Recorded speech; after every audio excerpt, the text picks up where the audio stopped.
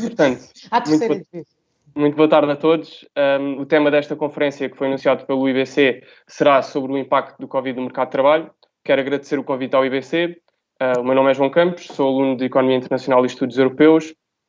Portanto, para vos dar aqui um contexto sobre como é que vai acontecer este debate terá 1h30 e será 1 hora de debate entre o painel, 20 minutos no espaço de perguntas para o público, e pedia que cada orador procurasse não ultrapassar os 10 minutos em cada intervenção para as perguntas poderem fluir de forma mais rápida. A plataforma Teams e de YouTube vai ser a plataforma com que chegaremos às pessoas, nas quais as pessoas poderão interagir com o painel, nomeadamente para fazer as questões no segundo espaço de perguntas, e, portanto, esse espaço será para as questões nas quais pedia que se identificassem e dissessem a que orador é que se dirigem. Depois o IBC fará a seleção dessas mesmas perguntas, que me dará a mim, e depois eu colocarei aos oradores. Portanto, postas aqui as indicações das dinâmicas do debate, resta-me apresentar os nossos oradores.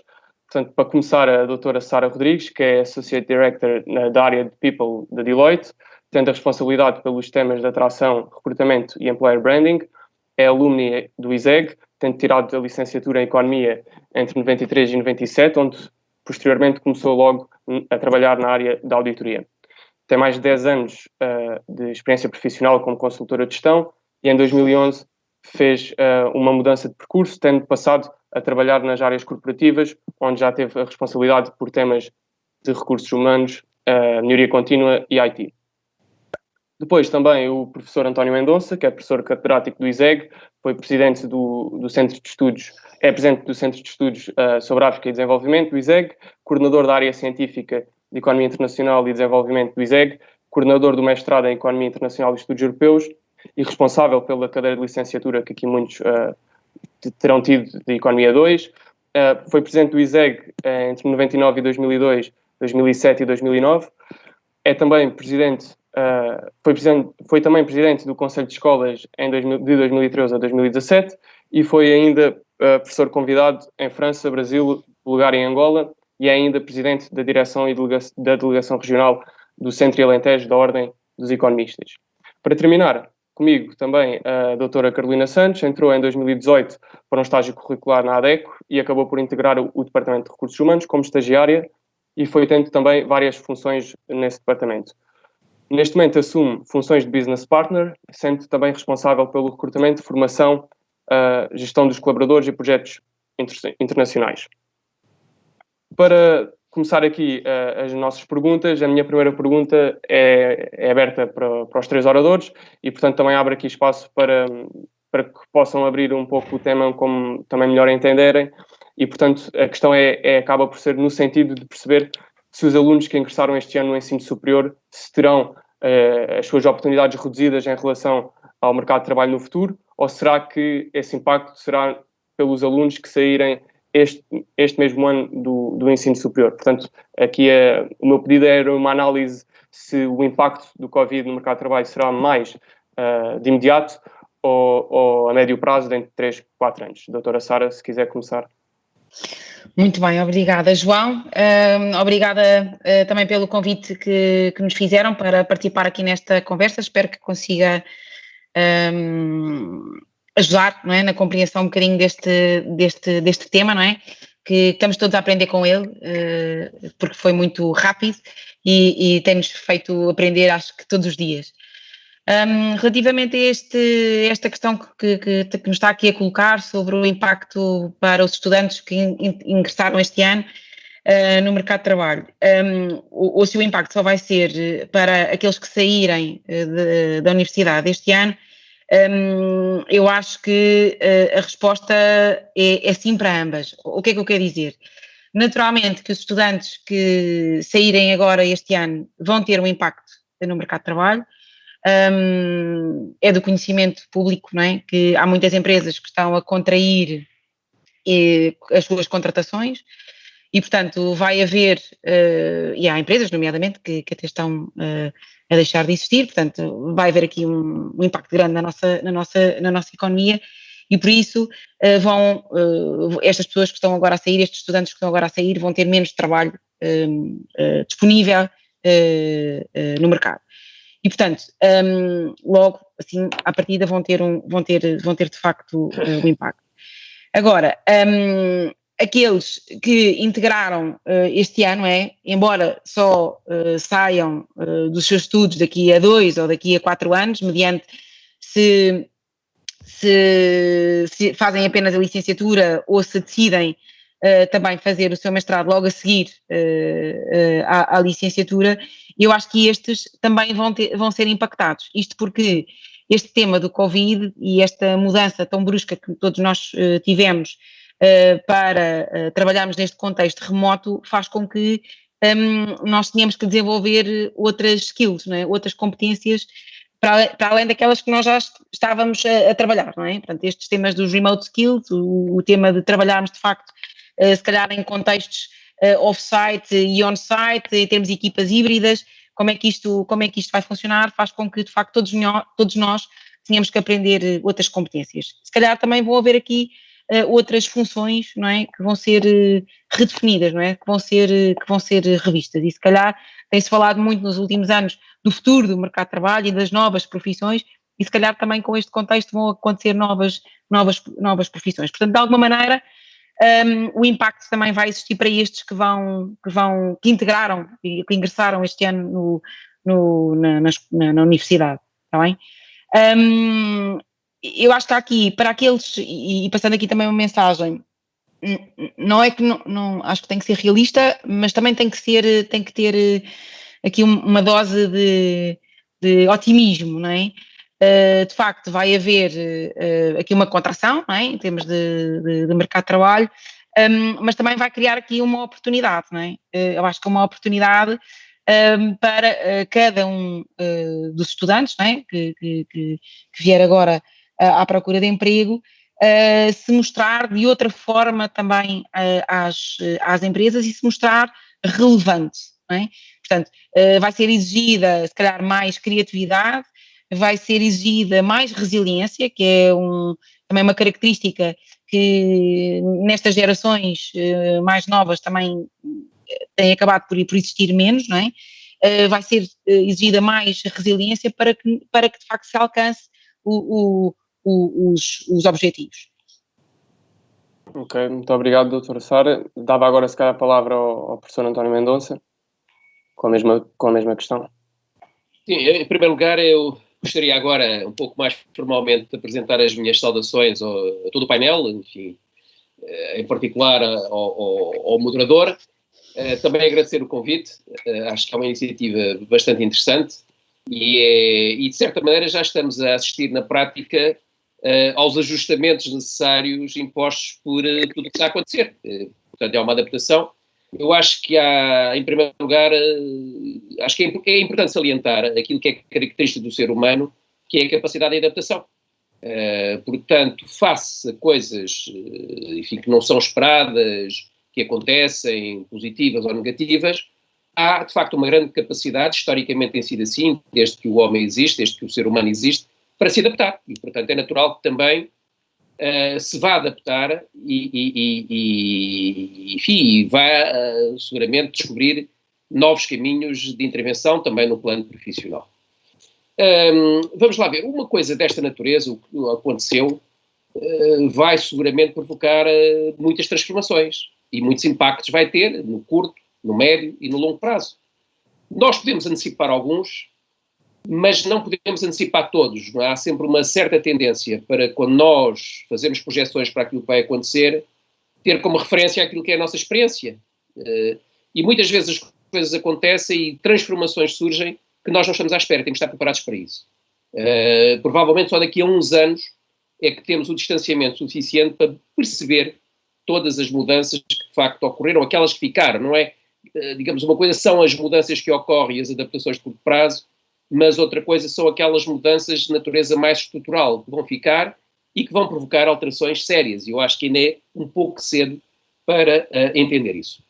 Naquilo que diz respeito aos estudantes propriamente dito, há uma coisa que é inexorável. Nós, e cada vez mais, vamos precisar de gente com cada vez maior formação. Formação em profundidade, formação com qualidade, mas também formação com flexibilidade. Julgo que hoje em dia se exige, e cada vez mais em termos do futuro, que a formação também incorpora o aumento dos graus de liberdade e de flexibilidade, quer dizer, a capacidade, não obstante haver uma formação de natureza técnica, científica, enfim, profunda, tem que haver também, simultaneamente, uma grande capacidade de adaptação às novas exigências. E eu concordo, enfim, com a doutora Sara Rodrigues, que no imediato vamos ter problemas, enfim, as empresas vão ter impactos da crise económica, muitas vão fechar, vão alterar, vão procurar racionalizar, mas digamos que a médio prazo vão ter necessidade de retomar as suas atividades. Dependem aqui de vários fatores, da capacidade das próprias empresas e também, enfim, dos responsáveis económicos, políticos, quer a nível nacional, quer a nível internacional, que têm que atuar em conformidade e têm que criar as condições. Isso é, de facto, uma situação enfim, profunda, com repercussões brutais, e tem que haver vários níveis de intervenção. Portanto, eu sou daqueles que tenho, enfim, relativamente a isto, uma visão otimista. É previsível problemas no curto prazo, mas digamos que depois virá uma nova onda em que as coisas se vão ajustar. E reparem que todos estes momentos também de destruição, que são de destruição, também abrem novos espaços. Não é? Para utilizar, digamos, a análise de Schumpeter, há aqui uma destruição criativa. E novas oportunidades seguramente vão surgir e é preciso estar atento a elas, não é? E seguramente que isso vai acontecer. Portanto, eu não tenho uma visão pessimista sobre o futuro, embora, enfim, preveja que no imediato vão existir problemas. Há algumas coisas que é preciso ter algum cuidado. Porque pode haver, reparem, nestas coisas todas, há sempre os bons aproveitamentos e os maus aproveitamentos, não é? Não é tudo linear. E pode haver tendências, por exemplo, para aumentar aquilo que eu digo na uberização das atividades, das profissões, etc., não é?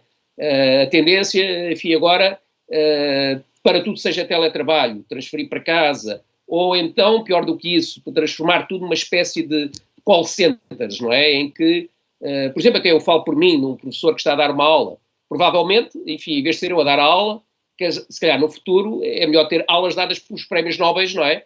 Provavelmente os estudantes são capazes de preferir estar com um prémio Nobel da Economia a ter uma aula do que comigo, ou com um colega meu, ou outra coisa qualquer, não sei. E, portanto, temos que ter algum cuidado com isso. A interação pessoal, saber quem está à nossa frente, há pouco estávamos a conversar relativamente às reações das pessoas que estão à nossa frente, é muito importante. E em termos de formação, reparem que o aspecto humano, do contacto físico, da afetividade, não é só a transmissão de conhecimento, de ciências, seja o que for. A parte afetiva, emotiva, também é muito importante no próprio processo de aprendizagem, no próprio processo de transmissão de conhecimento. E isso nunca pode faltar. É uma componente fundamental, quer dizer, não se pode informar pessoas como se programa uma máquina, não é? Embora possa haver algumas visões que tendem a enfatizar esse aspecto. A formação humana, do meu ponto de vista, claro, é a minha opinião, é de facto muito importante. Bom, portanto, estes aspectos que eu estava a dizer, que é preciso ter um certo cuidado, também é importante que as empresas olhem, não aproveitem, digamos, para baixar rendimentos, para desvalorizar as formações das pessoas, etc. Isto é uma tendência que vai ocorrer, não tenhamos dúvida, mas também haverá outras, seguramente, que querem atrair as pessoas mais capazes, mais flexíveis, com mais formação, para aproveitar as ondas positivas que aí vêm, não é? Portanto, estes são fenómenos contraditórios que vão estar em jogo, que vão ocorrer, e é importante que depois também, da parte das diferentes instâncias de intervenção, mais públicas, mais privadas, mais individuais, sociais, etc., haja a capacidade de valorizar e de aproveitar aquilo que são as boas tendências. Mas eu tenho uma visão otimista relativamente à capacidade de recuperar, de avançar e de encontrar novos caminhos. Muito obrigado, professor. Dava agora a palavra à doutora Carolina para dar a sua visão sobre esta pergunta. Obrigada, João. Antes de mais, deixe-me só dizer aqui também formalmente agradecer o convite e dizer aqui também a todos aqueles que nos veem, que nem de perto nem de longe têm aqui um percurso profissional parecido ou semelhante ao dos meus colegas, mas também é importante estar aqui a representar uma geração e perceberem que realmente eu passei por isto que está a acontecer há pouco tempo e posso ser um exemplo real daquilo que estamos a passar. Isto também para responder à sua pergunta, João. Eu posso lhe dizer dizer a título pessoal que eu entrei para a faculdade, a minha licenciatura iniciei, tínhamos uma taxa de desemprego à volta de quase dos 30%. Portanto, era uma altura em que quase as pessoas iam para a faculdade por mera fé ou por, olha, vamos lá ver o que é que isto vai dar, porque ninguém tinha muita esperança que realmente iríamos entrar no mercado de trabalho passado 4 ou 5 anos. Portanto, respondendo à sua pergunta, eu acho que realmente vai ter mais impacto para as pessoas que vão sair agora. As que vão entrar ainda têm ali 3, 4, 5 anos, dependente do grau que queiram sair para o mercado de trabalho para se preparar efetivamente. E acho que numa coisa estamos de acordo os três, que somos todos otimistas, isso é ótimo, temos que ver realmente, temos que, tal como nos nossos trabalhos, temos que ver aquilo que são os pontos negativos ou os impactos que isto vai ter e trabalhá-los, mas não olhar para isto com um quadro pessimista. É óbvio que isto vai ter impacto para as empresas, vai ter impacto para os estudantes, vai ter impacto para a economia global num geral, mas não podemos ver um cenário mais pessimista e sim ver isto como uma forma de nos reinventarmos e aproveitarmos as oportunidades. Posso também partilhar aquilo que tem sido a minha experiência. Eu costumo dizer que a minha bandeira neste momento e aquilo que eu mais gosto de fazer aqui para a ADECO é recrutar estágios, e nós temos muitos estágios, seja estágios curriculares, estágios extracurriculares, profissionais, portanto acabo por ter muito contacto não só com as faculdades, mas com as pessoas que estão a trabalhar, e por estes dias, nestes últimos quase 2 meses, tenho recebido, João, e sendo aqui o mais sincera possível consigo, centenas de mensagens de estudantes que eu já entrevistei ou participei em teses de mestrado para ajudá-los na área do recrutamento, muito preocupados com aquilo que será o futuro deles. Portanto, com base nisso e com aquilo que é a minha experiência, digamos, eu posso lhe dizer que as pessoas que estão agora a sair das faculdades estão realmente muito preocupadas com o que será o mercado daqui para a frente, porque a doutora Sara sabe tão bem como eu que trabalhamos na área do recrutamento, não é? Uma é mais perto do que outra, sabemos que está quase o pleno emprego. Nós tínhamos uma sociedade em que tínhamos basicamente o pleno emprego.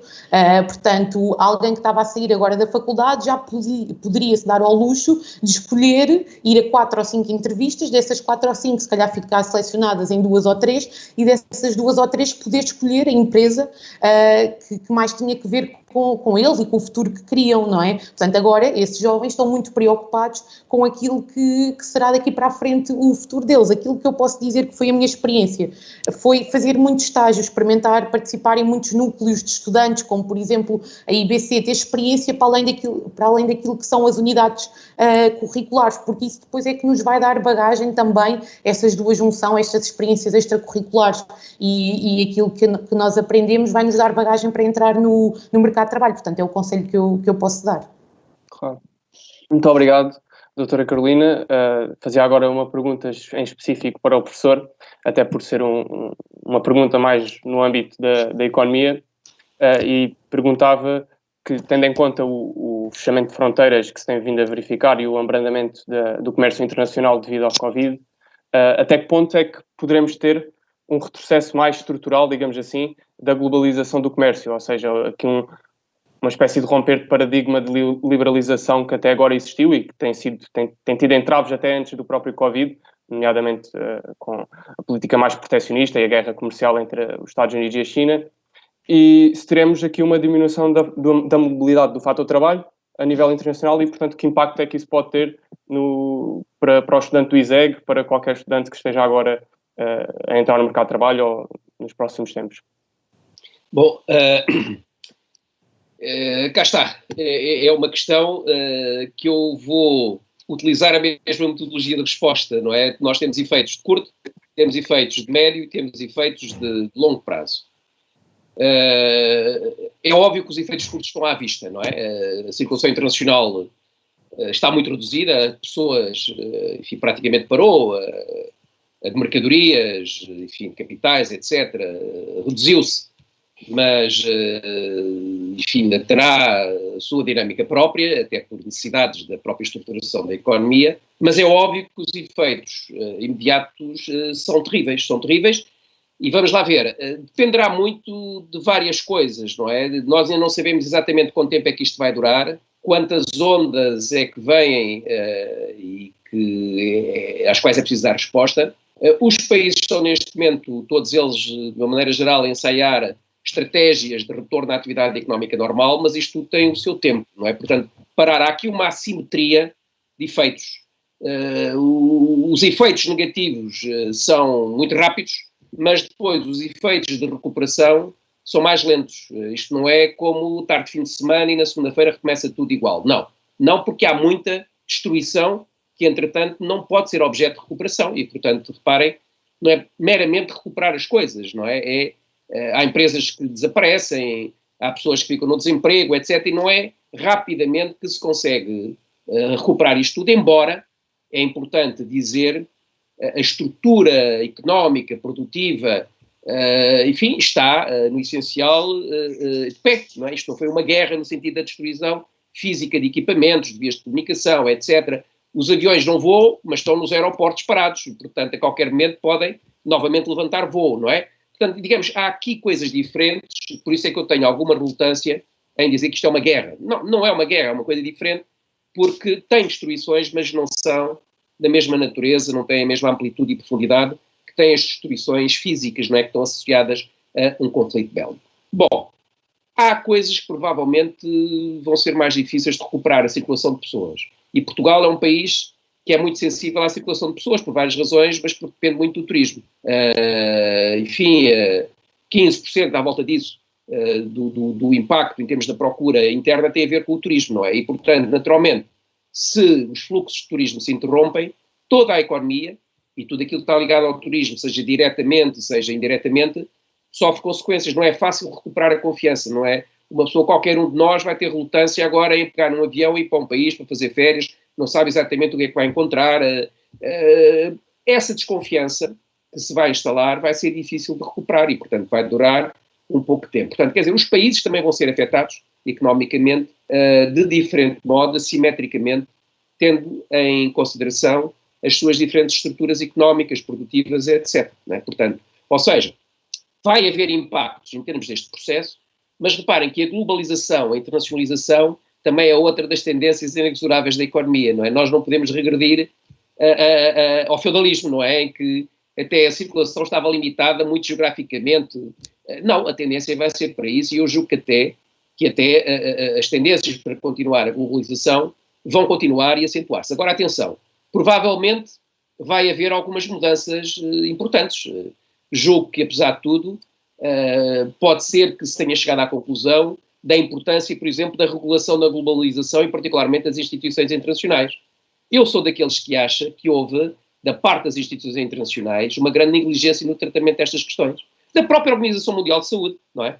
Que, quando olhou e viu o que estava a acontecer na China, na minha opinião, deveria ter logo visto que alguma coisa, que aquilo ia imediatamente espalhar-se pelo resto do mundo. Houve aqui uma subestimação dos efeitos. Da mesma maneira que na Europa, as instituições europeias não tiveram imediatamente a reação, do meu ponto de vista, que deviam ter relativamente àquilo que estava a acontecer na Itália, não é? Portanto, ou seja, nós vemos que, apesar de haver uma grande globalização ao nível da economia, em sentido mais estrito, as instituições que deveriam acompanhar essa globalização, seja no plano europeu, seja no plano internacional, etc., não estão ainda preparadas para lidar com estes processos todos.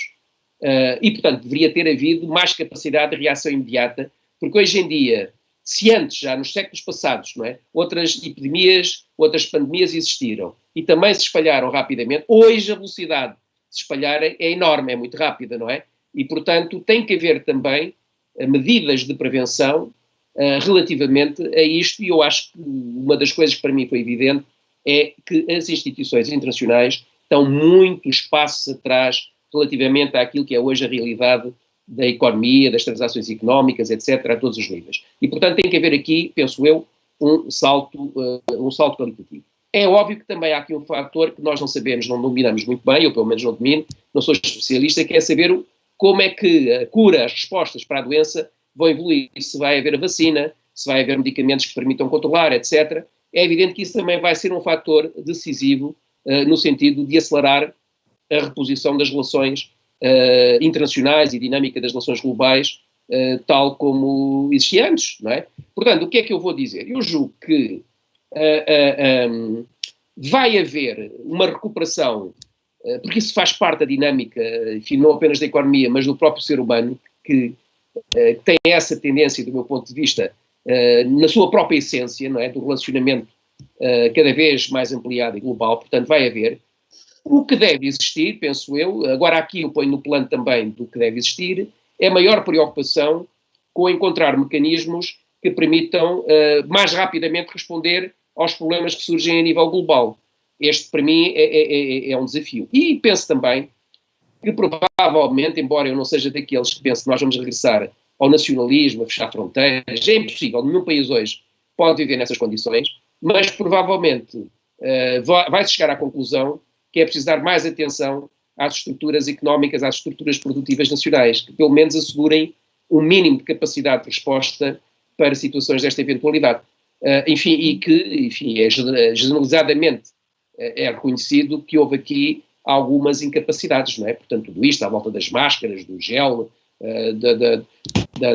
dos ventiladores, etc., a nível global, não é? Para além de outras coisas que nós não sabemos, porque reparem, nós também só vamos conseguir fazer um balanço do que se passou daqui a uns meses, eventualmente daqui a uns anos, porque agora estamos a viver, e o que é importante agora é viver, e não tanto estar preocupado a fazer o que é que existia, o que é que estava bem, o que é que estava mal, etc.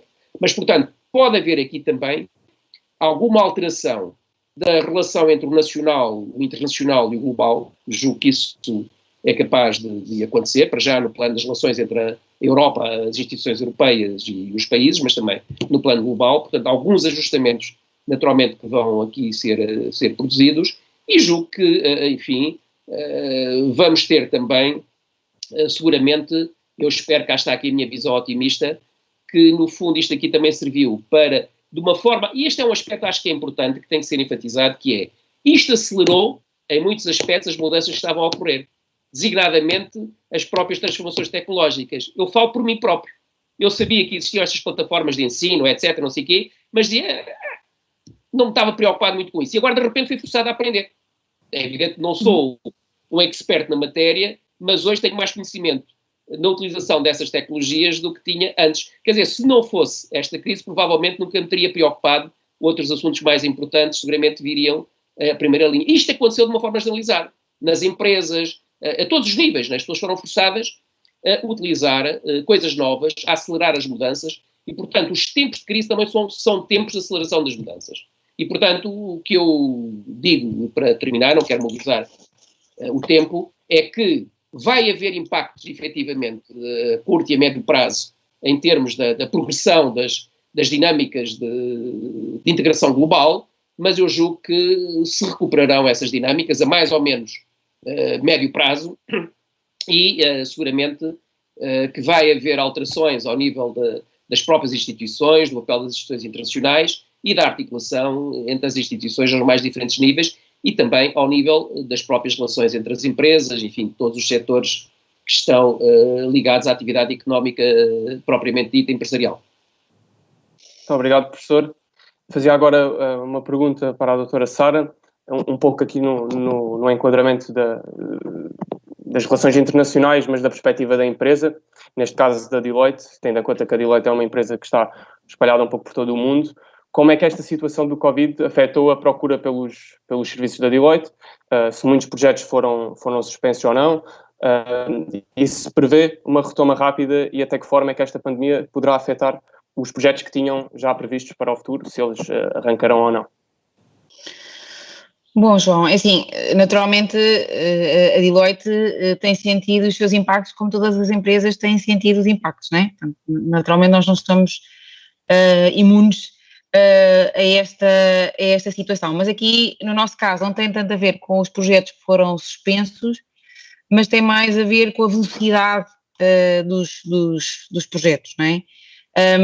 Nós, como sabe, a nossa matéria-prima são horas-homem, não é? São as nossas pessoas, nós produzimos conhecimento e, portanto, se alguns projetos que nós temos sofreram aqui algum abrandamento, porque as empresas, nossas clientes, também estão numa primeira fase, numa fase de resposta, não é? ao problema, não é? Tentar conter e tentar perceber o que é que está a acontecer e ajustar a sua organização para esta situação, faz com que, na prática, não é? Muitas horas-homem, não é? Se tenham perdido, não é? Pronto. E que não são estocáveis, não é? Não são recuperáveis, porque elas acontecem naquele tempo, não é? Que não acontecem para a frente. E, portanto, por essa via, naturalmente temos tido aqui algum impacto. Temos também tido aqui, e porque trabalhamos numa área que é esta área do conhecimento, e porque sobre tudo isto existe também muito desconhecimento à volta por parte das empresas, também temos tido aqui algumas oportunidades que não estavam a ser pensadas inicialmente, não é? Porque aquilo que, lá está, que nós temos, que nós produzimos é esta competência, não é? Esse conhecimento específico de determinadas matérias. E, portanto, se alguns projetos sofreram abrandamento, houve outros projetos que seguramente apareceram, que não estavam no nosso radar inicial e que apareceram devido a esta crise. Finalmente, também dizer que no caso da Deloitte, não é, nós temos uma amplitude de serviços muito grande, este impacto também teve impactos diferentes. Se calhar nos serviços de auditoria e pela natureza dos serviços de auditoria, se calhar tivemos um menor impacto, porque lá está, as empresas, nossos clientes continuaram a ter que fechar contas e entregar relatórios e contas, etc. Mas se calhar naquelas áreas mais do advisory foram as áreas que numa primeira instância, ou seja, no tal curto prazo, como a professora dizia, tiveram um impacto maior, não é? Porque foram aquelas onde os projetos também, ou alguns projetos tiveram aqui algum abrandamento. Agora não temos assim casos de suspensão ou de congelamento, se calhar temos alguns projetos que sofreram um adiamento de arranque, não é? Porque nesta primeira fase, a orientação das empresas todas foi muito de responder, não é? De perceber o que é que estava a passar e tentar adaptar as suas estruturas, as suas organizações a esta nova situação. Isto aconteceu aqui em Portugal e um bocadinho por todo o mundo, pelo menos tendo em conta aquilo que é o meu conhecimento. Obrigado, Dr. Sara. Eu agora faria uma pergunta para a doutora Carolina e perguntava-lhe qual é que é a sensibilidade, enquanto membro da empresa da ADECO, enquanto dedicada em específico à área do recrutamento, quais é que são os novos padrões de recrutamento que se prevê para o futuro e quais é que são as capacidades exigidas agora. Falo, por exemplo, uma maior capacidade, se calhar, de saber lidar com as novas tecnologias, se calhar em detrimento de algumas skills sociais, dado que se calhar podemos ter mais trabalho à distância e assim essa relação social não ser tão exigida, digamos assim, em termos relativos. Como é que vê a ADECO esta possível mudança de padrões de recrutamento? Bem, João, nós sendo uma empresa em que o nosso core, a nossa matéria-prima é literalmente pessoas, seja para nós, seja para os nossos clientes, o que eu lhe posso dizer é que nós sempre valorizamos características como a adaptabilidade, a resiliência, as pessoas trabalharem com um propósito, e isto, mais do que nunca, são características dadas em ênfase por muitas empresas e por muitos empregadores. Portanto, se me pergunta se o mercado vai dar primazia a pessoas que tenham conhecimentos mais técnicos, eu acho que não. Na minha humilde opinião, eu acho que não. Porquê? Porque as competências técnicas as pessoas aprendem e têm capacidade para isso. Agora, as competências comportamentais e de adaptabilidade e de lidar com o stress, com a mudança, de construir novas equipas de um dia para o outro, de ter que preparar equipas para trabalhar em casa quase em horas, acho que isso é muito mais importante nas pessoas, e essas características, por muito que nós tentamos, nós não conseguimos, podemos trabalhar, mas não conseguimos inserir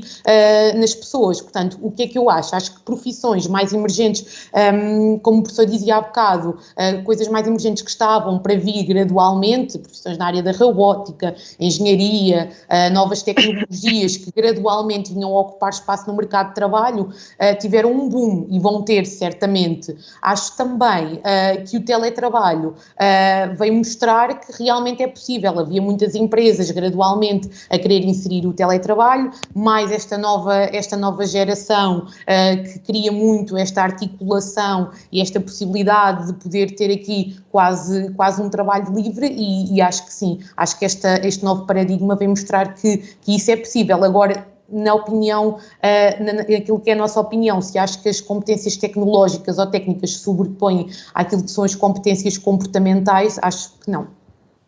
Ok, muito obrigado. Agora haveria se calhar uma questão que dava para ser respondida pela doutora Sara e a doutora Carolina. Se o professor também tiver algum apontamento, como é óbvio, está à vontade. Que é no seguinte o Covid, como sabemos, levou a um maior distanciamento social, e isto até vai um pouco ao encontro da última pergunta. O Covid levou a um maior distanciamento social entre as equipas e até talvez possa levar a um maior distanciamento no período pós-Covid. Falo, por exemplo, o teletrabalho tem claros benefícios, seja de poupança de transporte, que é sempre tempo e recurso, poupança de infraestruturas, de organização, enfim, há empresas que até têm já formato de teletrabalho em determinados dias da semana. Que impacto é que isto poderá ter, esta nova organização? Se irá melhorar a produtividade? Será que mais facilmente teremos os objetivos das empresas, dos projetos alcançados? Qual é a vossa visão? Se calhar dava a primeira palavra à doutora Sara. Olha, João, eu vou dar uma resposta a consultor, que eu acho que isso vai depender muito do setor de atividade, não é? Eu acho que há setores de atividade onde efetivamente o teletrabalho vai ser, se calhar, mais facilmente implementado e com resultados muito positivos ao nível da produtividade, não é? Porque são muito transacionais. Mas se calhar há outros setores de atividade, por exemplo, como é o nosso, que há aqui uma grande dependência pela transferência de conhecimento, aquilo que nós chamamos o learning on the job, não é? E que também tem aqui alguma ligação com aquilo que o professor dizia, que na questão da formação, não é? Que para além das questões técnicas nós precisamos da empatia, não é? Da relação, da afetividade com os outros, e que acontece muito no nosso caso no trabalho de equipa, que eu acho que este contexto do teletrabalho não se aplica a 100%, não é? Se me perguntar assim, mas vocês estão a fazer projetos? Estamos. Nada, como lhe disse, nada parou, nós mudámos rapidamente, nós passámos de um dia para o outro, portanto, houve um dia que houve uma decisão de começarmos a trabalhar 50% das equipas em casa, 50% nos clientes ou no projeto, e no dia a seguir passámos 100% para casa. E as coisas aconteceram, ok? E os projetos estão a correr. Agora, numa perspectiva de médio e longo prazo e de geração de conhecimento e de desenvolvimento das equipas, eu acho que o teletrabalho ainda assim não resolve ou coloca aqui outro tipo de entraves, não é? Para esta produção de conhecimento, está bem? Portanto, eu diria que, lá está, é um depende. Há determinadas coisas que acho que vai ser muito fácil de responder. Há outras, como já vimos hoje, quer dizer, que não é teletrabalho possível, não é? Portanto, o trabalho faz nos locais físicos e, portanto, não há teletrabalho possível. Há outros que estão a ser feitos muito bem, mas se calhar há sempre aqui, pelo menos há aqui pelo menos o repensar num workplace, não é? Que se calhar não é totalmente físico, também não é totalmente remoto, mas é um bocadinho mais híbrido para permitir no nosso caso, esta transferência de conhecimento e esta geração de conhecimento que se faz no contexto de equipa e na aprendizagem de uns com os outros, não é? Da experiência, que há muita coisa que se aprende através da experiência que os outros que já estão e que já passaram por determinados tipos de projetos e determinadas situações que podem passar principalmente para os mais júniores, não é? Para os consultores mais novos. Obrigado, doutora Sara. Carolina. Na minha opinião, eu acho que tem que haver um equilíbrio, tal como a doutora Sara estava a dizer. Em tudo na vida tem que haver um equilíbrio e neste tema também acho que sim.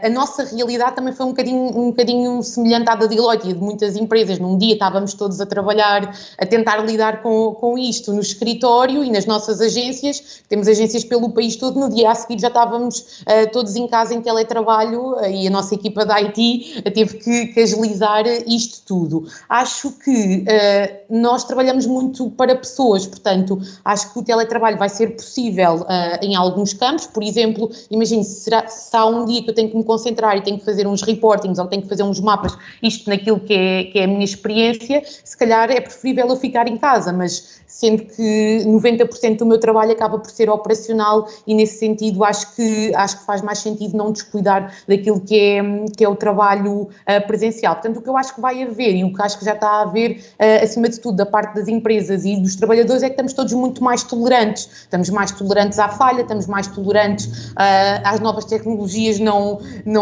colaborarem, estamos mais tolerantes ao facto daquele colega não estar tão bem disposto naquele dia, porque estamos todos a passar por isto juntos e uma coisa positiva é que isto é novo para toda a gente, portanto podemos lidar com isto da melhor maneira que sabemos e acho que pelo menos internamente é isso que tem estado a acontecer. Não acho que houve um distanciamento físico, físico, mas a nível, digamos assim, de equipa e de coesão daquilo que é a empresa, antes pelo contrário.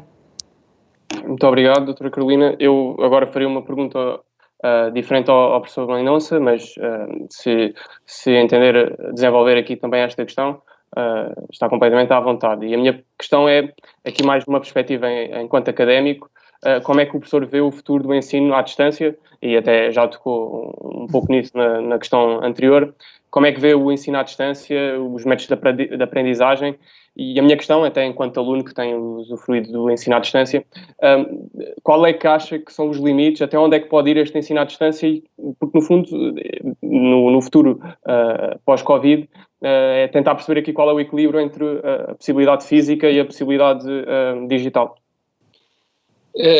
Eu gostaria também, eu vou responder a essa questão. Acho que as duas questões estão ligadas, a questão do teletrabalho e a questão do ensino à distância, dos novos métodos de aprendizagem. Vamos lá ver, eu acho que a questão do teletrabalho tem que ser vista, não pode ser vista apenas em termos imediatos.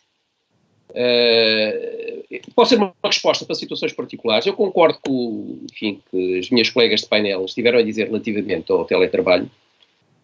De facto, tem um potencial imenso e, portanto, introduz flexibilidade do ponto de vista de funcionamento das empresas, etc., sem qualquer dúvida. Agora, atenção, porque uma coisa é a vida privada, a casa da pessoa, outra coisa é o trabalho. Quer dizer, eu não gostaria de estar em casa, e penso que ninguém gostaria de estar em casa, a ser controlado se está a trabalhar, se não está a trabalhar, quais são as horas, ou não ter horas para trabalhar. Enfim, eu posso querer estar a trabalhar às 3 da manhã, e em muitos casos até estou.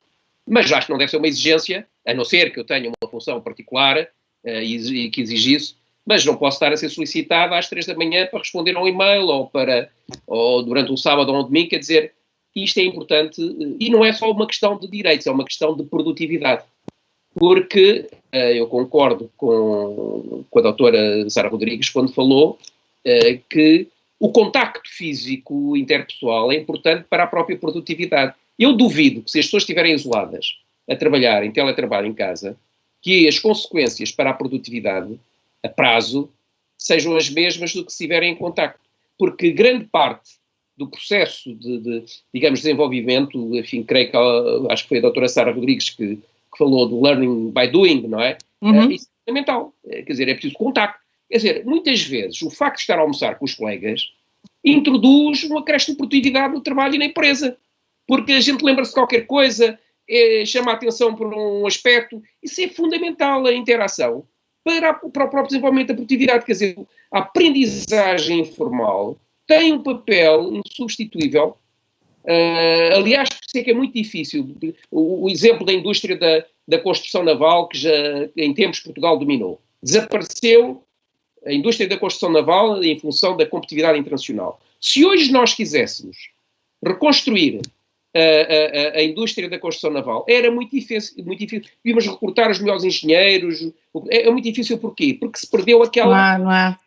Sim. Do operário que era da construção naval e que transmitia ao amigo ou ao filho, havia uma cultura, e isso é muito importante até para o desenvolvimento da produtividade, até para, reparem, a interação com engenheiros, etc., descobrir novos métodos de trabalho, novas tecnologias, etc. Portanto, o homem é um ser social, vive das inter-relações. E, portanto, há muita gente, e eu respeito, que gosta de estar a trabalhar isoladamente e em casa. Pronto, se for uma escolha, tudo bem. Mas atenção, se isso for generalizado, eu julgo que tem impactos negativos em termos da produtividade a médio e a longo prazo. É a minha opinião, enfim, vale o que vale, como é óbvio, com o risco de estar aqui a reproduzir a minha cultura, a minha própria cultura, e é preciso também estar com atenção a esse aspecto, mas eu tenho, enfim, como economista falando, julgo que convém não sobreestimar as potencialidades do teletrabalho em termos de desenvolvimento económico, produção de produtividade, etc., porque, atenção, os impactos podem ser contraditórios. Pode ter impactos imediatos e em determinados setores, eu concordo, neste ou naquele setor, neste ou naquele momento. Eu posso escolher numa semana ou nos dias estar recolhido, até porque preciso, em função do próprio trabalho, e isto introduz flexibilidade. Acho que é importante a introdução da flexibilidade. Agora, como sistema para o futuro do trabalho, eu julgo que não vai gerar saltos qualitativos em matéria de produtividade. E eu posso agora saltar para a questão do ensino, que é exatamente, você é estudante, eu sou professor. Enfim, provavelmente até se calhar no futuro virá a ser professor, etc. Mas tem também isso, quer dizer, é importante dar flexibilidade, são novas plataformas que nós podemos utilizar. Repare, o nosso ensino universitário, enfim, toda a gente, penso eu, pelo menos uma parte significativa das pessoas estão de acordo, tem muitas horas presenciais.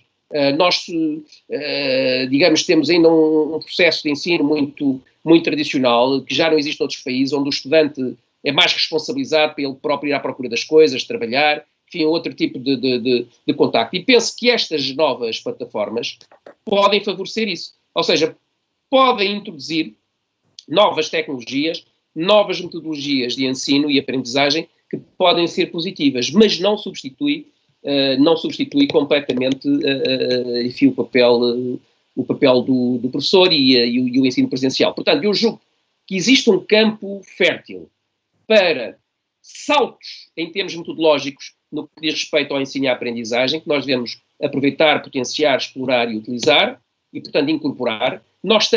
Eu sou daqueles que acham que o nosso ensino está bloqueado. Deu um grande salto nos anos 90, com a introdução dos computadores, da projeção de slides, etc. Mas hoje arriscamos a ter a mesma situação que tínhamos antes quando projetávamos os retroprojetores, não é? A certa altura toda a gente utilizava o retroprojetor, às vezes nem sabia utilizar um retroprojetor, não é? Não sabia. E agora acontece o mesmo, as pessoas exageram, pois os slides não se consegue ler, nem dominam a própria tecnologia atualmente existente, não é?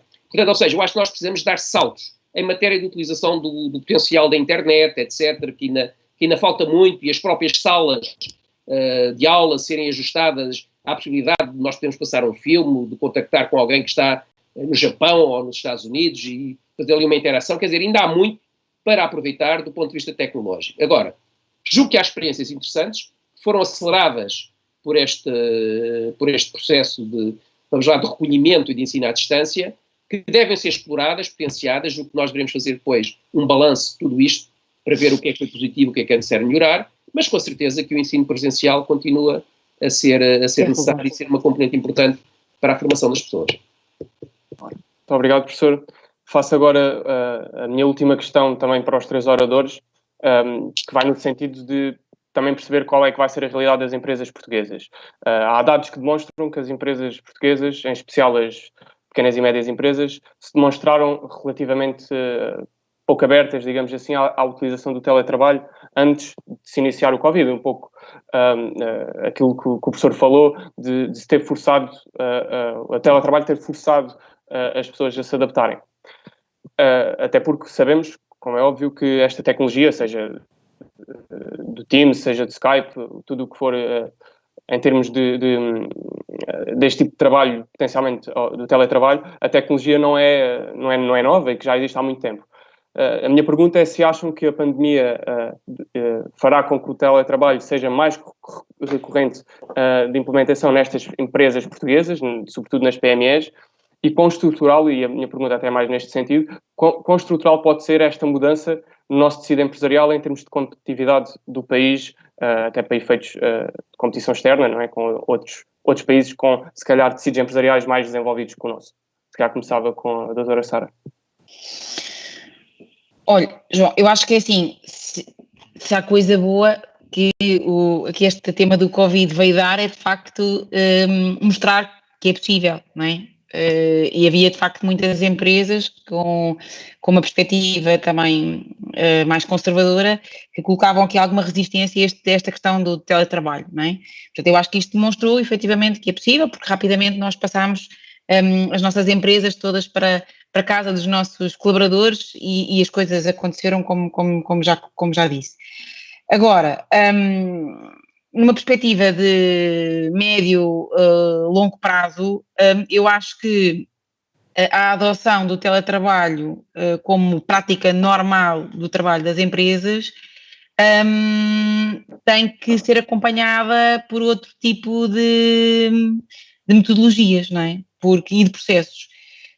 Porque a forma como, por exemplo, nós temos os nossos processos de recursos humanos pensados genericamente, as empresas, não está adaptada a isto, não é? Portanto, como é que, se calhar vamos ter que ser muito mais descritivos nas funções que cada um tem, se calhar vamos ter que rever a forma como nós definimos os KPIs das nossas pessoas, a forma como nós avaliamos as nossas pessoas, portanto, todas essas práticas de recursos humanos, não é? Que têm a ver não só com o dia-a-dia, mas também com o desenvolvimento profissional das pessoas, têm de facto que ser repensadas. Há aqui um tema que tem a ver também com a questão da metodologia de trabalho no dia-a-dia, que isso acho que também tem que ser revisto, porque nós, nesta fase inicial, todos nós fomos capazes, com mais um tombo, não é? Com mais uma pancadinha para a direita, uma pancadinha para a esquerda, não é? Todos nós fomos capazes de reagir a esta situação. Mas, de facto, trabalhar no teletrabalho, principalmente para quem trabalha em equipa, e no nosso caso, quem trabalha em equipa e quem trabalha por projeto, tem, de facto, aqui a necessidade da adoção de uma série de boas práticas, não é? Que, como a professora dizia, que é uma das preocupações, não é? Que às tantas nós não deixarmos que o trabalho, não é, venha para dentro da nossa casa e das nossas famílias, e a nossa casa e as nossas famílias para dentro do trabalho, que às tantas começa a ser tudo aqui um bocadinho confuso. Portanto, há boas práticas que têm que ser implementadas no sentido de garantir que as pessoas continuam a ter este lado profissional e também um lado pessoal. Há questões como, por exemplo, a forma como nós pensamos, não é? Temos que ser muito mais organizados e muito mais planeados naquilo que queremos fazer quando estamos a trabalhar em teletrabalho, não é? Portanto, eu marco uma reunião com alguém, não é? Aqui, pelo Teams ou por outra plataforma qualquer. Eu tenho que pensar, aquilo tem no caso da agenda, não sei se vocês têm reparado, mas a agenda parece que cresceu, não é? Porque as reuniões, não é? Como nós estamos em casa, aquilo é um minuto a minuto, aquilo uma pessoa nem sequer tem tempo a fazer uma pausa, não é? Nós, quando vamos para uma reunião ou para um contexto qualquer, nós temos que ser muito mais organizados e planeados e objetivos naquilo que nós vamos querer fazer. Portanto, eu acho que a adoção deste teletrabalho de uma forma mais abrangente, se de facto as empresas assim acharem que faz sentido para as suas realidades, carece de metodologias e rotinas de trabalho e carece também de práticas e processos de recursos humanos diferentes daqueles que nós temos hoje em dia. Acho que existem aqui, de facto, alguns fatores que podem acelerar também a adoção deste teletrabalho e que não são desprezíveis, não é? Que é, por exemplo, a questão dos espaços, não é? Dos escritórios, não é? Que as empresas têm e às tantas cá podemos ser muito mais flexíveis na adoção desses espaços, não é? E nos custos que estão associados a esses espaços. Agora, isto no final vai ser uma combinação de um conjunto de fatores, no meu entender, que as empresas vão ter que avaliar para, no fundo, definirem qual é que é o seu modelo de trabalho futuro. Se é um modelo totalmente em teletrabalho, eu pessoalmente, no caso da consultoria, não vejo assim. Se é um modelo mais híbrido, não é? Ou se é um modelo como nós tínhamos até há muito pouco tempo, que era um modelo físico, é? Onde nós estávamos sempre nas instalações do cliente, quer dizer, já tínhamos aqui alguns projetos off-site, fazíamos para alguns clientes internacionais, mas a maioria, genericamente, era nas instalações dos nossos clientes e, portanto, acho que, de facto, há aqui uma combinação de fatores que tem que ser vistas para as empresas decidirem qual é que é o modelo de trabalho futuro que querem implementar. Obrigado. Se calhar dava agora a palavra ao professor.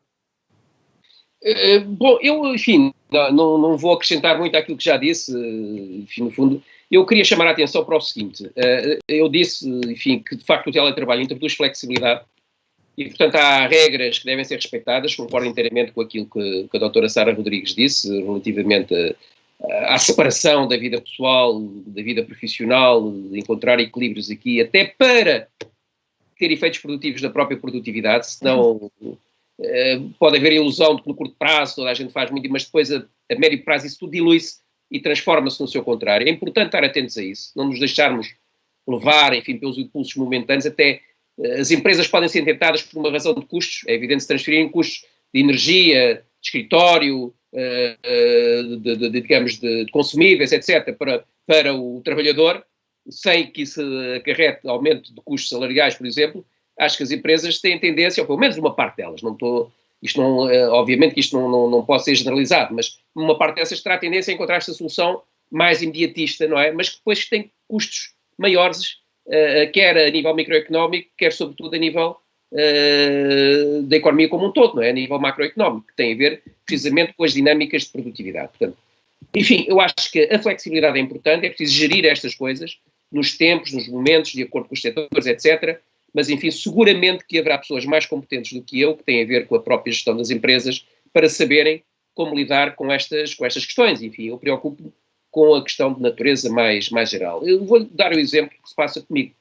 Agora, felizmente, isso acalmou, mas a doutora Sara Rodrigues chamou a atenção para esse aspecto que é muito interessante. Por exemplo, aumentou a burocracia. Eu, de repente, confrontei-me nos primeiros tempos, tinha que fazer relatórios para tudo e para nada. Toda a gente que estava na hierarquia, na estrutura, pedia-me um relatório qualquer. Não é? Tinha que dar relatório para o presidente do departamento, relatório para isto, relatório para aquilo, a dizer a mesma coisa, não é? Ou às vezes coisas diferentes. As pessoas queriam mostrar que estavam a trabalhar, e como queriam mostrar que estavam a trabalhar em casa, que não estavam de pantufas, não é? No sofá, a dormitar ou a fazer outras coisas, pediam coisas, não é? E, portanto, eu acho que também perceberam que a certa altura ter que fazer isso também dava muito trabalho. E, portanto, foi diminuindo as exigências e, portanto, as coisas foram encontrando um equilíbrio normal, pedindo-se aquilo que é necessário para ver o mínimo de controle e o mínimo de gestão. Portanto, é questão de processos, não é?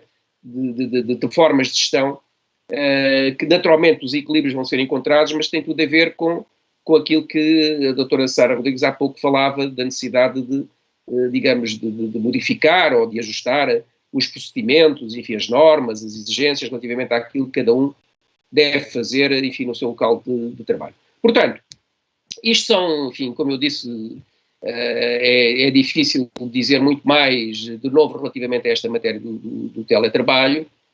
Eu acho que é preciso fazer um balanço, é preciso aproveitar os aspectos positivos, é preciso ajustar, e mais uma vez com o espírito otimista de aproveitar as boas coisas, mas de eliminar aquilo que efetivamente pode constituir no imediato, aparentemente, uma coisa boa, mas que pode se transformar numa coisa extremamente negativa a prazo para as próprias empresas. Não é? Atenção, para as próprias empresas. Obrigado, professor. Doutora Carolina, se quiser, para terminar.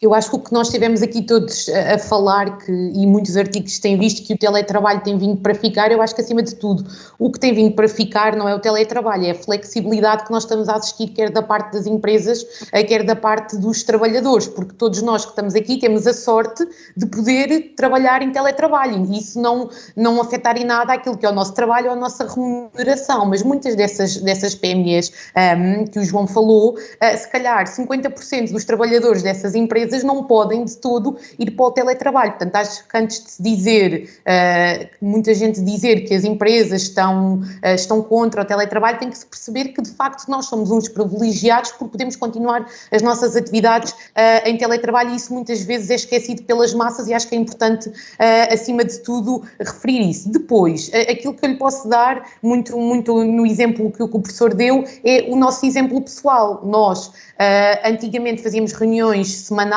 ou 2 vezes por semana, se calhar à segunda e à sexta, e agora estamos a fazer reuniões diárias e bidiárias por equipa, porque há essa necessidade de falarmos uns com os outros, de estarmos uns com os outros, não tanto da parte das FIs, pelo menos aquilo que eu sinto internamente, mas, por exemplo, na minha parte, de dizer, olha, estou a fazer isto, o que é que achas? Que antigamente era só virar-me para a secretária ao lado. Portanto, eu acho que neste momento e nos próximos tempos há muita gente que não vai conseguir ouvir falar em teletrabalho.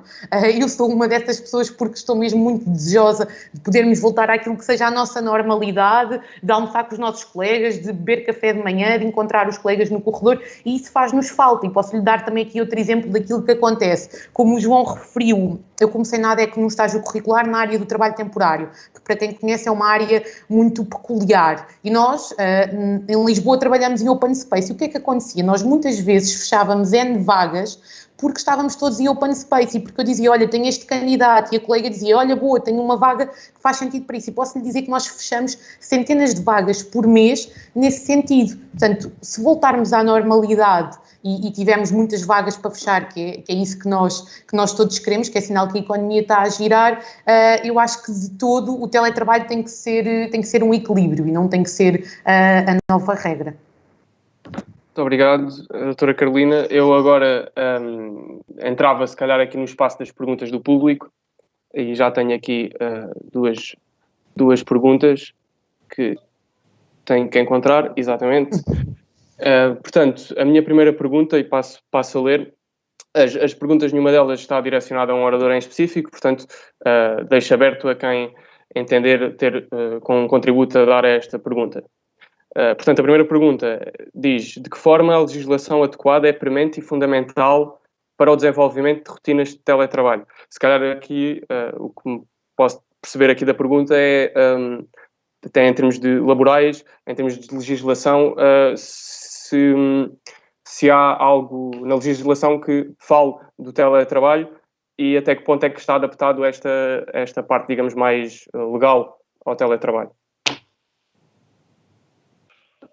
Não sei se quem é que quer falar sobre isto, se tem alguma coisa a dizer. O que eu lhe posso dizer, João, e mais concretamente a quem fez essa pergunta, é que os advogados e os juristas, e muitas vezes confunde-se isto, eu tenho esta conversa várias vezes com o nosso departamento jurídico, não sabem tudo. O que eles fazem é uma interpretação daquilo que lá está, e andam muitos anos, e andam uma vida toda a estudar, e às vezes nós costumamos dizer que estudamos 5 anos para poder dar uma resposta em 10 minutos, e acho que essa resposta é adequada a esta pergunta. Portanto, o que nós estamos a viver, e o estado de emergência e o estado de calamidade permitem-nos isso, permitem-nos ter outro tipo de legislação que, naquilo que nós chamamos o normal, que estávamos habituados até à data, não nos permitia. Portanto, acho que no direito o que rege é o bom senso. Portanto, acho que o teletrabalho não tem que ser uma coisa imposta, tem que ser uma coisa flexível e tem que reinar acima de tudo o bom senso e não estes relatórios de 20 páginas que são exigidos para mostrar trabalho, quer a um, quer a outro, mas sim uma confiança por parte das empresas com os trabalhadores, mutuamente. Claro. Não sei se mais alguma intervenção, professora doutora? Posso dizer alguma coisa sobre isso, quer dizer, a legislação normalmente acompanha a evolução, não é? E, portanto, é normal que tenha surgido o teletrabalho. Eu não sou especialista em direito do trabalho e, portanto, não conheço suficientemente a legislação para poder, enfim, fazer uma apreciação, mas faz parte, é senso, digamos assim, é bom senso, para não falar em senso comum, dizer que a legislação naturalmente também vai evoluir no sentido de incorporar estas novas coisas do teletrabalho, que provavelmente, cá está, por exemplo, os custos de trabalhar em casa. São da empresa ou são do trabalhador? Provavelmente isso no futuro vai se colocar em termos de um problema. Como é que é? O salário vai ser o mesmo? Estando em casa ou não estando? O pessoal vai receber subsídio de alimentação? Reparem, há muitas coisas que provavelmente a legislação... Depende agora dos juristas, não é? De saberem dizer se a legislação já contempla ou não contempla muitos aspectos que são colocados pelo teletrabalho. Mas não me custa dizer, não sendo especialista, atenção, não sendo especialista, que a legislação naturalmente vai evoluir para incorporar estas mudanças, não é? Estas novas realidades e, portanto, vai ter que evoluir. Pode ser que evolua até mal, atenção, não há garantia de que evolua bem, não é? Pode evoluir mal, mas também a legislação se modifica, não é? E os advogados têm campo para trabalhar, têm objeto de trabalho, não é? Que é para interpretar a legislação, também temos que ver as coisas desta matéria. E as empresas têm custos a contratar juristas para lidarem com este tipo de problemas. A economia também vive disto, não é? Mas pronto, quer dizer, a legislação vai ter seguramente evolução. Muito obrigado, professor. Doutora Sara? Eu concordo, portanto acho que vai haver aqui um processo de adaptação, acho que lá está, isto tem outro tipo de impactos para além da possibilidade ou não das pessoas estarem a trabalhar em teletrabalho, que tem que ser revistos, como o professor falou, não é? As questões dos subsídios de almoço e outro tipo de, no fundo, de situações, e portanto isto tem que ser visto agora também com alguma cautela, mas se for de facto esta a linha, naturalmente a legislação laboral vai ter que acompanhar, não é? E integrar essas novas realidades. Não sendo, mais uma vez, como a professora disse e como a Carolina também dizia, claro, especialista na matéria, mas de facto essa é a perspectiva, não é? Muito bem. Faço aqui, se calhar, uma segunda questão, e até na sequência do que a doutora Carolina falou, se não estou em erro, acerca do pleno emprego. Se acham que ao sairmos, isso também já foi tocado, esta questão de forma ao de leve, mas se acham que ao sairmos do pleno emprego poderá haver uma redução da média salarial dos licenciados, ou se esse impacto será maior sobre os licenciados, sobre, por exemplo, alguém com mais experiência no mercado de trabalho. Eu acho que isso pode ser uma tendência, não é? Acho que isso pode ser, de facto, pode acontecer, não é? Isto é a lei do mercado, não é? É oferta e procura, e portanto, se há mais oferta, não é? E há menos procura, isso também pode ter este impacto, no fundo, naquilo que é o valor daquilo que é o valor do trabalho, não é?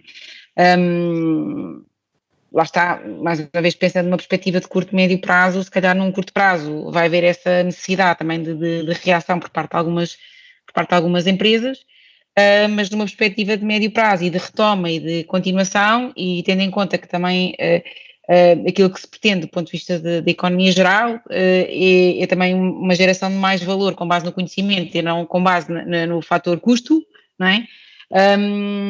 Porque também sabemos que somos menos competitivos, não é? Dessa maneira. Penso que isso será algo que no médio e longo prazo se vai outra vez alinhar. Obrigado, doutora. Não sei se professor, doutora Carolina.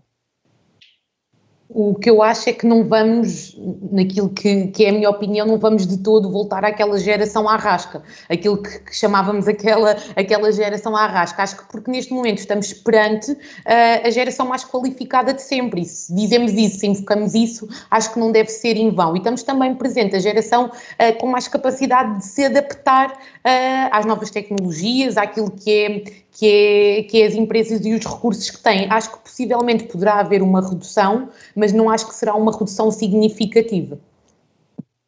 Obrigado.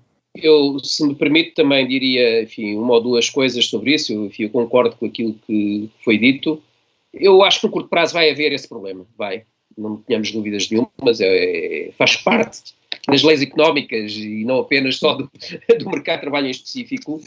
Por outro lado, também temos que ver que hoje em dia o pessoal qualificado não é, até como era no meu tempo, era uma minoria que era qualificada, hoje é uma grande massa que é qualificada, infelizmente, e portanto há aqui um fator.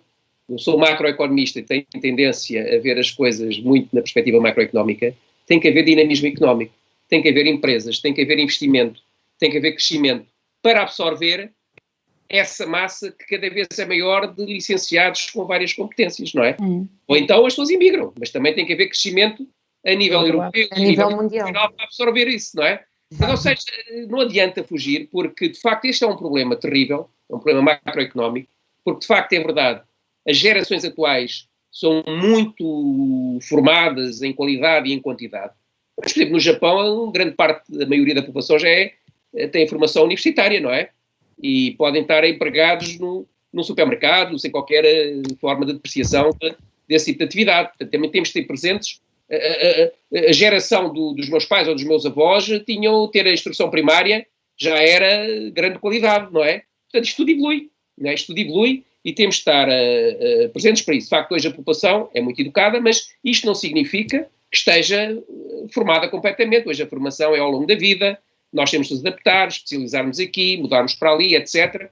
Portanto, hoje também a educação e a formação é diferente do que era há 20 anos atrás. Temos de estar preparados para isso, não é? Agora, há aqui uma questão que é central. Não interessa se as empresas, a economia como um todo tem que crescer, tem que ser dinâmica, tem que haver empresas, investimento, tem que haver transações económicas internacionais para absorver uma massa cada vez maior de pessoas que são formadas. Pronto, é uma lei inexorável, não é? Se a economia não crescer, como tem acontecido nos últimos anos, está a crescer a taxas medíocres, é evidente que vai haver uma dificuldade para absorver e, portanto, isso vai se repercutir seguramente em termos salariais, não tínhamos dúvida absolutamente nenhuma sobre isso, não é? Eu posso dar, se me permitem, não quero estar a mobilizar, mas o que se passou comigo na minha vida como professor, eu lembro, enfim, eu escolhi ser professor por várias razões, ou também é fruto do acaso, e lembrava-me que aí nos anos 80, enfim, já sou professor há uns anos, e lembrava que nos anos 80, final dos anos 80, sobretudo final dos anos 80 e início dos anos 90, eu via os meus ex-estudantes que regressavam, estavam todos otimamente bem empregados, grandes empresas, um bruto carrão, etc. E eu pensava assim, mas o que é que eu estou a fazer como professor? Que os meus estudantes, todos eles, estão aqui, pelo menos aparentemente, com uma situação profissional e de remuneração, que era, enfim, eu já era doutorado, superior à minha em matéria de remuneração. Ora, hoje, de facto, isso alterou-se completamente, não é? Os meus estudantes, hoje em dia, eu quando olho para as remunerações que eles têm, muitos deles, são, pelo menos nos primeiros anos, são remunerações medíocres em termos relativos se compararmos com aquilo que era a situação há 20 anos atrás, não é? E, no entanto, provavelmente são mais bem informados do que eram há 20 anos atrás. Portanto, há aqui contradições que têm a ver com aquilo que eu disse, que é importante que a economia, como um todo, tenha dinâmica, haja investimento, criação de novas empresas, encontrar locais para acolher essa geração que cada vez é melhor formada. Muito obrigado, professor. Tenho aqui uma última questão para terminar, que também acho que faz sentido ser mais direcionado ao professor, que é aqui no quadro da União Europeia e da resposta que se tem falado da União Europeia à crise provocada pela Covid, e se calhar enquadrava esta pergunta no âmbito até da proteção do mercado de trabalho. Que, portanto, essa resposta comum, como sabemos, é nomeadamente através daquilo que se falou das Corona Bonds, da mutualização da dívida conjunta. Qual é a visão do professor sobre esta solução e, se calhar, até mais importante no quadro da União Europeia, até porque a União Europeia nunca funciona nas soluções ótimas, qual é que é o second best, digamos assim, mais realista neste acordo, e como é que o mercado de trabalho europeu, e falou-se aqui do crescimento económico nos países fora de Portugal, para os quais muitos estudantes portugueses vão, como é que se pode gerir isto aqui? Que resposta é que estas instituições podem ter ao mercado de trabalho europeu?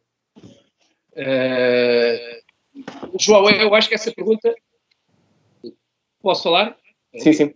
Eu acho que essa pergunta é muito mazinha para final, não é? Porque quer dizer, nós estávamos a falar tão bem... Agora tão otimistas. A não falar tão bem assim, não é? Não ter uma visão tão otimista quanto tive até aqui, não é? Portanto, não sei se é de propósito, se foi por cá, mas digamos que não é a pergunta que eu mais gostaria de ter agora para encerrar propriamente este debate. Mas vamos lá ver. Eu acho que eu costumo utilizar uma frase que foi utilizada, enfim, numa situação idêntica por um escritor, enfim, que é o Bertolt Brecht, né, que é conhecido pelos contributos que deu, pelas peças de teatro, que ele dizia, pedimos expressamente, enfim, estou a falar um pouco, a citar de cor, mas ele dizia, pedimos expressamente que não achem natural aquilo que sempre acontece, não é? O facto de uma coisa sempre acontecer não quer dizer que tenha que continuar a acontecer. E aquilo que se passa com a União Europeia, as pessoas têm tendência a olhar, e eu já vou dizer depois que temos que separar aqui duas realidades, mas que é normal, toda a gente fica assim, bom, isto é muito difícil, são muitos países, as decisões vão sendo sucessivamente adiadas, fala-se de 1 bilhão e 500 milhões de euros para fazer face às necessidades, mas depois transferem para a Comissão Europeia volta. Quer dizer, nunca se consegue saber exatamente, demora tudo. E eu acho que isso é revelador estas coisas têm que ser, as respostas às situações têm que ser dadas de forma rápida, não é? Imagino, não sou belicista, não quero utilizar a imagem militar, mas quer dizer, um general está numa batalha a comandar as suas tropas, não pode ter muitas hesitações relativamente ao que tem que fazer, sob pena de sacrificar estupidamente os soldados, não é? Que têm que tomar decisões, às vezes pode errar, mas não pode estar a olhar e telefonar e ver e não sei o quê, e agora transfere para o tenente-coronel, o tenente-coronel transfere para o capitão, porque não querem tomar decisões, etc. Isso é uma coisa que não pode acontecer. E, portanto, é nestas situações que as instituições devem funcionar. Estamos à espera, vamos ver o que é que vai acontecer. Enfim, já foram tomadas medidas, que são importantes, mas neste momento o que é fundamental é garantir o quê? Liquidez na economia, manutenção dos rendimentos, garantir que as empresas estão a trabalhar para permitir mais tarde recuperar. O tipo de discussões que se tinham antes não se podem ter agora. A questão dos Corona Bonds ou outra coisa qualquer, é óbvio que vai ter que haver um financiamento a muito longo prazo. Porque, repare, grande parte dos financiamentos são garantidos pelo Estado. Há essas exigências, não é? Mesmo os investimentos da banca, etc., têm que ter garantias públicas. Ora, as garantias públicas hoje em dia, vamos lá ver, é estar a pensar que as empresas vão todas pagar. Não vão. Seguramente, se a situação está mal, é natural que as empresas também tenham dificuldade em afirmar-se. E, portanto, grande parte das garantias eventualmente vão ter que ser acionadas. Vai ter consequências nos déficits, etc. Portanto, vai haver aumento de endividamento em Portugal e em todo lado. E, portanto, vai ter que ser encarada esta situação, digamos, em muito longo prazo, não é? Muito longo prazo. Hoje vinha um artigo, achei interessante, do Jorge Soros, no num jornal diário, que dizia, bom, que nós temos que encarar as coisas em termos de dívida perpétua. Fica a pagar o juro, mas à la longo, não é? Ainda bem, recentemente em Portugal, julgo que aqui há meia dúzia de anos, se pagaram dívidas contraídas no tempo da monarquia, para ser presente muitas vezes a dívida vai por aí fora. O que é importante, digamos, ou seja, se a dívida for feita para pôr a economia a funcionar, a gerar emprego, gerar rendimentos, etc., ela está a justificar-se. É evidente, se for uma dívida pela uma dívida, para gastar, queimar e não gerar absolutamente nada, é evidente, não tem sentido absolutamente nenhum, não é? Portanto, tudo depende do que é que está na base. Um excedente também pode ser negativo, não é? Se o excedente significar que não se fez investimento, que o Sistema Nacional de Saúde está de rastro, etc. Para quê? Pois temos o custo, mais tarde, a incapacidade de reagir, mais mortes, etc., mais incapacidade. Portanto, ou seja, estas coisas têm que ser vistas sem preconceitos ideológicos, olhando no concreto o que é que está a acontecer. Na Europa, eu tenho dúvidas relativamente, enfim, ao funcionamento, mas vamos ver, dou pelo menos um espírito de dúvida e ver o que é que vai acontecer relativamente a esta decisão do tal 1,5 bilhão, não é, digamos, de financiamento da economia. Vamos ver em que é que isso se vai traduzir, ainda não sabemos. Mas, por exemplo, o Banco Central Europeu já tem, contrariamente àquilo que há uns anos seria de esperar, que seria a instituição mais conservadora, mais fixa, etc., está a dar uma demonstração de agilidade na resposta aos problemas. Aliás, desde a crise de 2008-2009, desde que o Mário Draghi substituiu o Trichet, não é, que o Banco Central Europeu até criou uma coisa que é a política monetária não convencional. O que é que isto significa? É fazer praticamente ao contrário aquilo que devia fazer, não é? Porque se aplicássemos as regras que cá está a legislação específica para o Banco Central Europeu, provavelmente coisas que está a fazer no âmbito da política monetária não convencional não poderia fazer.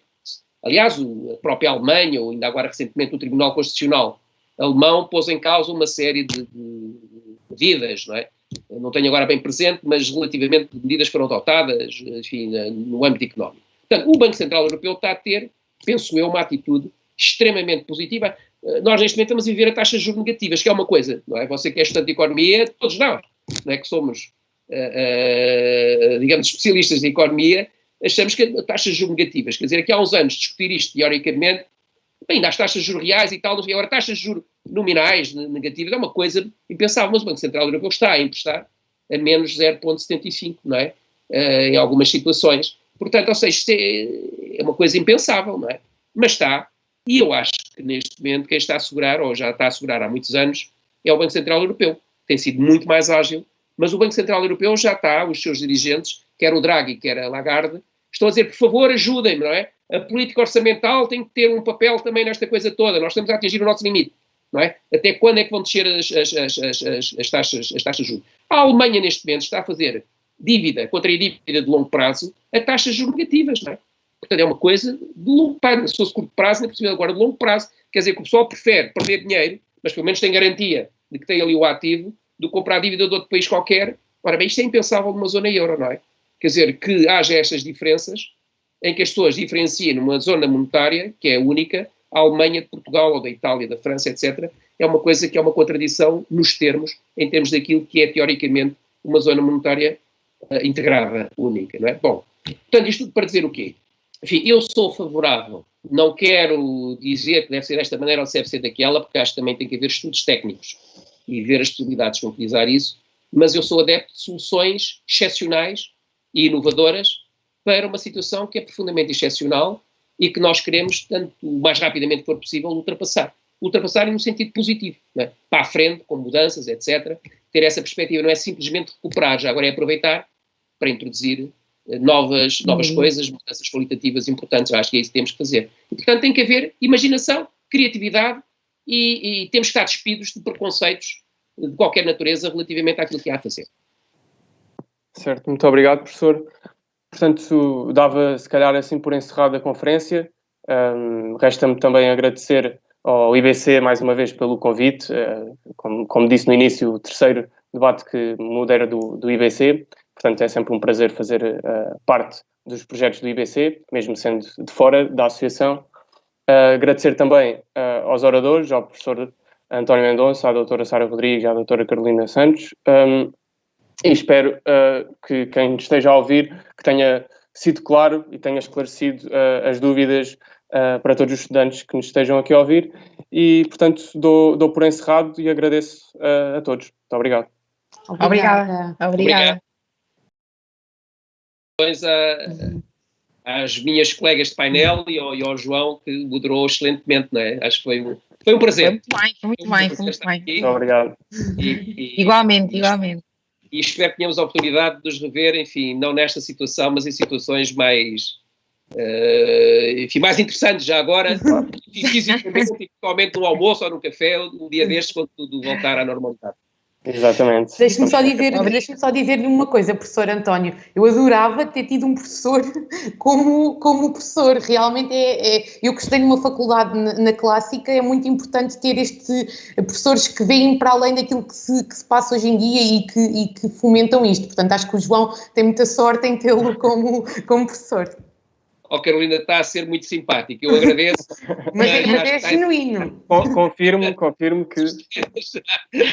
A Carolina está a pôr aqui o João em maus lençóis. Também. Obrigado, mas eu acho que foi uma experiência ótima. É a primeira vez que eu estou a viver uma coisa desta natureza, um debate desta natureza, não é? E também foi uma experiência ótima, pessoal. Enriqueci-me. Gostei imenso e até sempre, não é? Até sempre. Até sempre e até breve. E até breve. É isso. Exatamente. Diogo, não sei se...